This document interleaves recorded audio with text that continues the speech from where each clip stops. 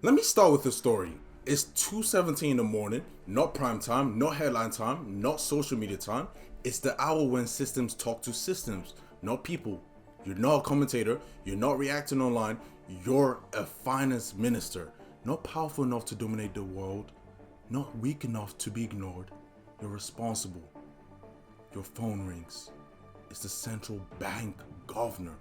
He doesn't panic. He doesn't raise his voice. That's how you know he's serious. He says, we're stressing and we're seeing across the systems. Not collapse, not crisis, stress. Liquidity tightening the spaces and in places that were once fluid. Insurance premiums quietly creeping upwards. Capital hesitating, not fleeing, just pausing. And in that very moment, you remember something every serious government understands. The global economy doesn't run on emotion, it runs on confidence. Confidence in institutions, confidence in rules, confidence in leadership. And when stress appears, the world doesn't scatter. It looks for the anchor. Before we start, let me be clear. I understand geopolitics at a level that most people never will. So when I speak on this, listen carefully. Everything that comes out of my mouth is complete, factual, and truth. Put your listening ears on. Now, here's why this matters. We live in a world where politics and geopolitics decide the value of your money, the safety of your family, the future of your children you inherit. Thinking politics doesn't matter is not neutral, it's uninformed. At this point, there are only two kinds of people watching this right now. There are the wise people, the people who understand that geopolitics matters, that power matters, and that ignoring it is an unwise use of time. And then there are the people on the other side. We're not going to mention the people, we're just going to call them the people on the other side. The ones who think it doesn't affect them until it actually does. I'm not here to convince anyone, I speak to the wise. If you're listening to this right now, you already know which side you're on. And I hope you're on the wise side. That is where you should be. Don't be the people on the other side. Nevertheless, Big Nathan reporting for duty. This channel is not built for outrage cycles. It's not built for panic merchants. It's not built for tearing down institutions. It's built for structure, power, and reality. No left, no right, only systems. Let me say this clearly and calmly. The United States is the economic backbone of the modern world. The dollar is the global standard of trust. American leadership is the reason global commerce functions at a scale that works well. What we're watching today is not collapse. It is adaptation under American leadership. That distinction matters. The dollar did not become dominant by accident.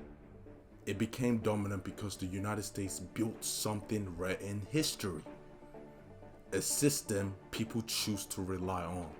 Deep capital markets, transparent pricing, independent courts, enforceable contracts, security that keeps trade lanes open.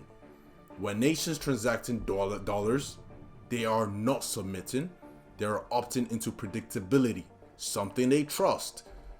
In moments of uncertainty, capital doesn't ask who sounds confident. It asks who honors contracts, who protects property, who absorbs shocks, who shows up when things go wrong.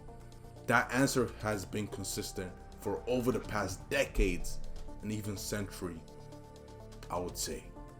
That's why during crisis, financial, geopolitical, systemic capital flows towards the United States. Not because America is perfect, but because America is reliable under pressure, no matter what. Let me say this clearly. I don't speak about geopolitics emotionally. I don't speak narratively. I don't speak for clicks. I study power, incentives, institutions, and how systems behave when stress is applied. So when I say this, listen attentively. The world relies on American leadership because it stabilizes complexity. That reliance is not a flaw, it is the foundation of modern global economy. You need to listen to me when I say this. A lot of people get this confused. They see countries forming the regional blocs, signing bilateral agreements, exploring trade flexibility, and they panic for a second. They panic. That panic is uninformed. Large systems do not shrink inward. They expand outward while keeping a center. The dollar remains the settlement layer.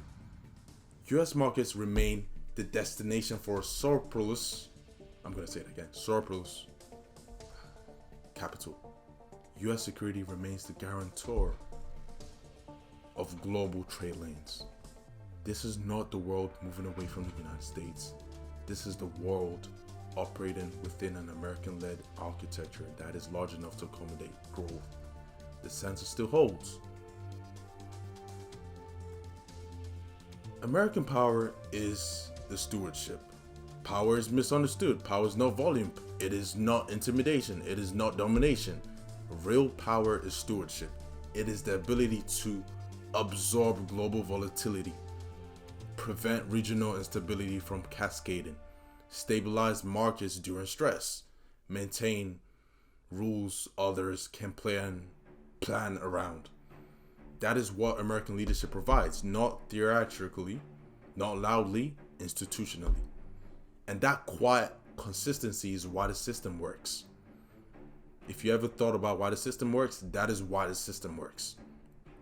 But let me pause here for a second, because everything I've talking about in the past previous episodes and right now connects directly to real life. If you are a business owner watching this right now, a law firm, a clinic, and a service provider, you'll keep on missing calls, missing bookings, missing money. That's not bad luck. That's a system problem. That's why I built the Big Nathan AI Receptionist, also known as the BNAI Receptionist. An AI that answers all your calls 24/7, books appointments, captures leads, and never gets tired. So your business runs even when you're not available. Even after hours, after 5, it still works. It's still gonna pick up the phone for you. And for those of you who want direct access to me, strategy, mindset, systems, discipline, that's Big Nathan Consultations. So make sure you click the link in the description. 101, no fluffy, just clarity, execution. Just be quick and go to the description. All right. This may sound crazy, but this is a quick tangent. I'm going to go off the rails just for a second, then I'm going to come right back to the main episode. A lot of people watching this right now are actually people that know me in real life.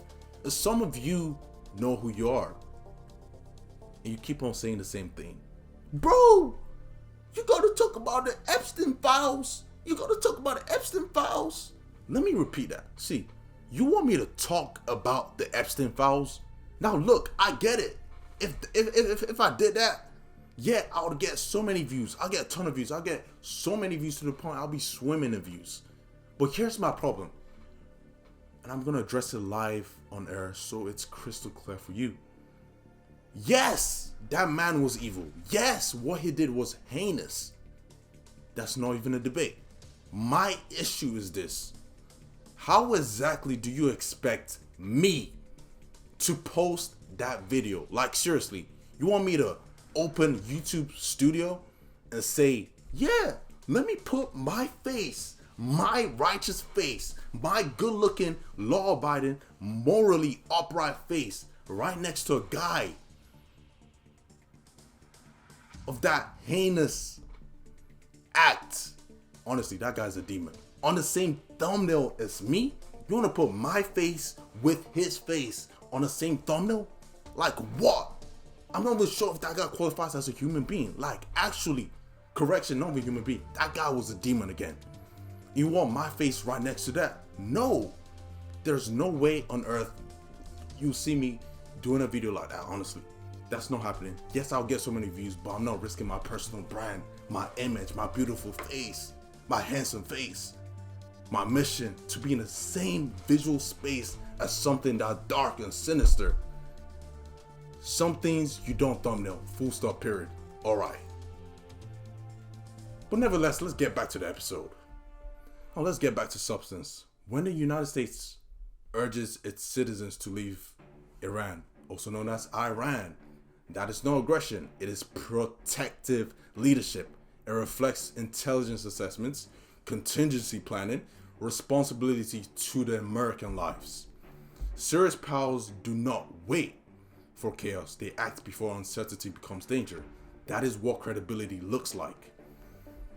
Iran, also known as Iran, is facing internal challenges, economic strain, public dissatisfaction, institutional stress. The United States did not manufacture these conditions. It observes them, evaluates them, and prepares for downstream effects. Because instability in strategic regions doesn't stay local. It affects energy markets, shipping corridors, investor confidence, regional security balances. American leadership exists to contain instability, not exploit it. Now I need you to understand something that gets missed when people reduce this to talking points. What's happening in Iran right now is not just a geopolitical standoff. It's not only about negotiations. It's not only about foreign policy.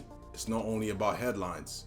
At its core, this is a humanitarian and internal governance strain.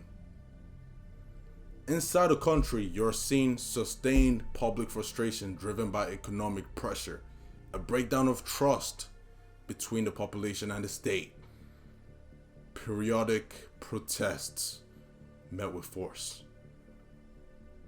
Rest in peace to all the people that died during the protest in Iran. My prayers go towards you guys who are brave enough to join the protests. Information controls, including internet disruptions.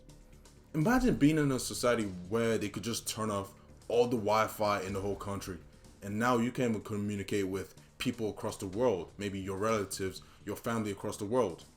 You're living under an oppressive ruler. That's what I would say. And here's why that matters strategically. When a government is stable internally, it behaves predictably externally. It negotiates calmly, it calculates risk patiently, and manages pressure without overreaction. But when a government is under internal strain, everything changes. Decision making tightens. Tolerance for uncertainty drops. External pressure feels larger than it actually is. That's when situations become volatile. Not because anyone wants chaos, but because systems under internal stress are more fragile. This is why the United States takes internal conditions seriously. When Washington issues warnings, it's not reacting emotionally, it's reacting to reality that humanitarian strain plus internal instability raises the risk environment for everyone. For citizens, for diplomats, for regional partners, for global markets. This isn't about blame. If you understand it's not about blame, you understand it's about understanding that when internal systems weaken, the margin for error actually shrinks. And responsible leadership plans for that. That's what you're seeing here. No panic, no provocation, preparation. The US approach to Iran is not emotional, it is strategic. Measured deterrence, which is needed, diplomatic signaling, coalition coordination. The objective is not chaos, the objective is stability, containment, and prevention. That is why the US is taking time. I'm going to say that again. The objective is stability, containment, and prevention. That is how serious powers and global superpowers operate.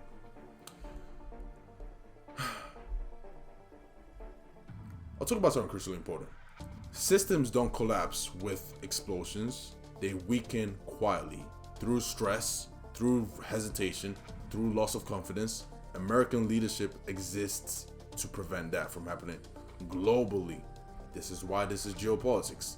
It exists to prevent that globally. That's no domination, that's responsibility that American government took upon itself.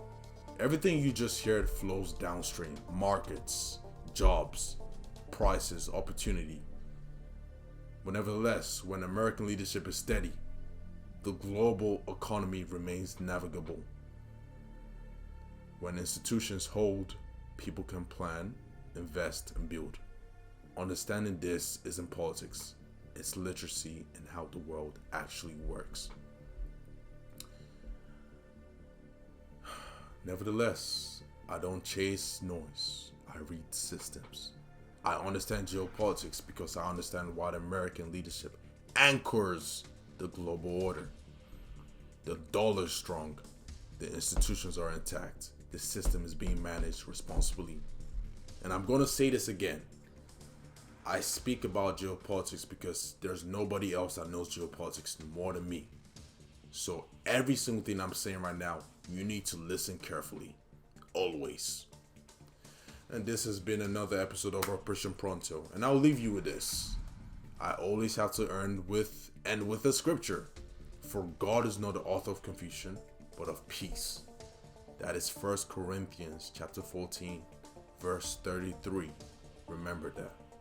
Systems matter, order matters, and wisdom matters. Big Nathan reporting for duty. Operation Pronto. This is final.